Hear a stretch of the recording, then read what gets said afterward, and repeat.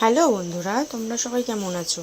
তো আজকে বাইরে বেরোতেই দেখি মাথার উপর সূর্যি মামা একদম চড়ে বসেছে। তো ভাবলাম কি করা যায়, আমি একটা ঠান্ডা ঠান্ডা রেসিপি বানিয়ে নিলাম, চলো শেয়ার করা যাক। নিয়ে নিয়েছি একটু টক দই, তার মধ্যে দিয়ে দিচ্ছি একটু চিনি।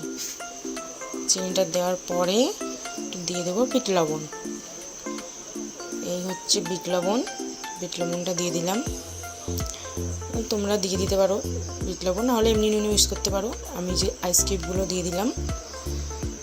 এবার মিক্সিতে বাটিটা একটু জল দিয়ে দিলাম, ঠান্ডা জল, চিলচিল বাটার। ঠান্ডাটা বন্ধ করে আমি একটু মিক্সিতে এটা গ্রাইন্ড করে নেব। চলো গ্রাইন্ড করে নিচ্ছি। গ্রাইন্ড করে আমি ফিরে আসছি। গ্রাইন্ডটা হচ্ছে।